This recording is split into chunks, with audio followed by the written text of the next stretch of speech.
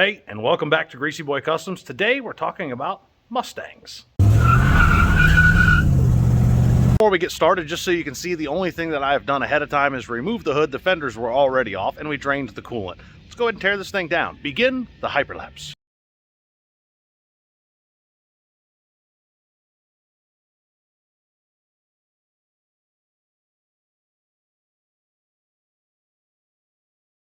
Next, what we're going to be doing is assessing this engine. Now, this had a bad rod knock. We're going to tear it down, check it out, see what kind of damage it actually did. If it is salvageable and we can rebuild it, we will do so. If not, we'll be taking the donor engine out of the 63 Comet that's getting a new engine and making it work.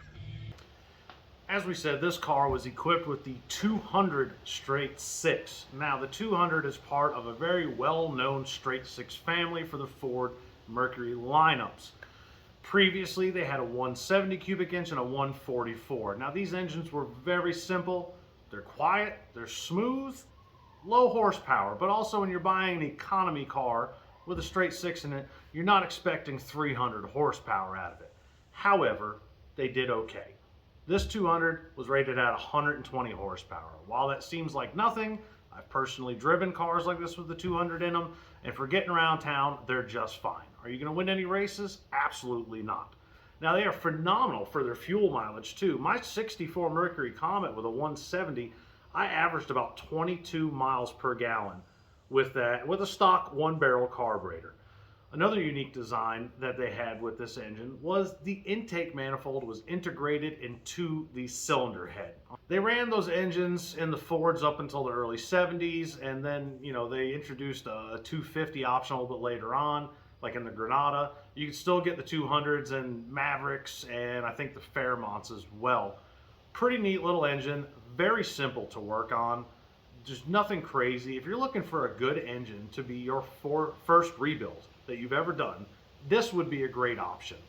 There's not anything wild about it, except for this is a little bit different.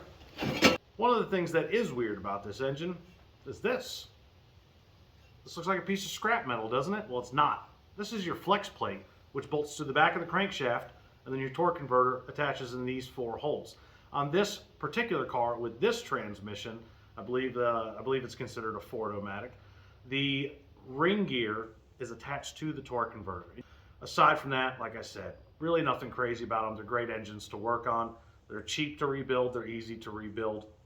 This particular engine is the original engine that came in this car, or at least a 1965 engine as far as we can tell.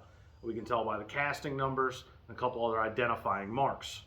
However, I don't believe the cylinder head is the original one. The cylinder head is a little bit different, and the exhaust manifold that was currently installed was one for a vehicle with emissions on it, which leads me to believe the cylinder head's like a 70s cylinder head, which is fine. I mean, it works.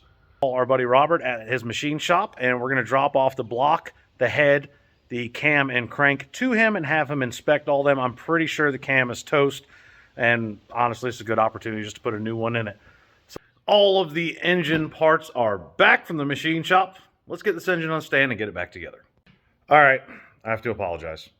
You saw there was no video of me putting it together. I accidentally deleted my footage. I'm sorry, but it looks great. All right, quick checklist. The engine is in. Everything's hooked up to the transmission. Carburetor's on. We got the fan and radiator and the hoses in. We've pulled a vacuum on the cooling system, make sure there are no leaks. We just need to make sure we've got a distributor in the right spot. And we've also, because we don't know what we're doing with the gauges yet, we need to plug off right here, that oil port that's already plugged off. And then we're actually going to take this out and plug it off too. This is for the coolant temperature. You can see they got aftermarket gauges that we're not going to use. So we're going to get those things sorted out. We got a new battery tray in over there. We got our battery cables made up. We get a battery in there, and see if we can fire this thing up. Well, we got the engine installed in the Mustang. We've got the fuel system primed. We've got the oil system primed. We've got a temporary ignition switch hooked up just so we can eliminate car wiring and just run the engine. So let's go ahead and fire it up.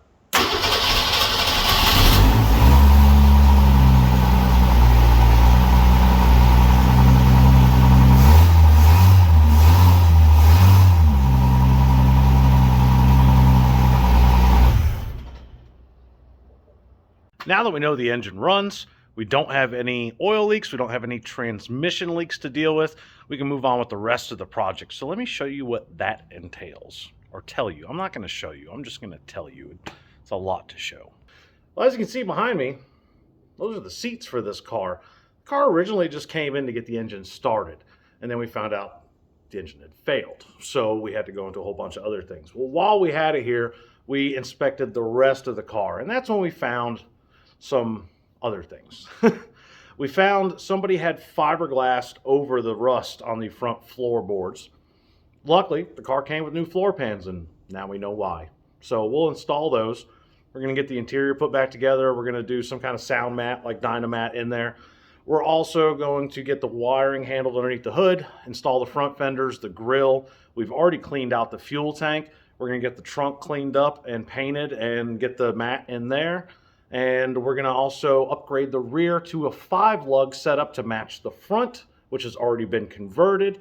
And then we're going to go back through all the suspension and the brakes and make sure everything's good on it and get this thing to the point where it is a running and driving reliable car.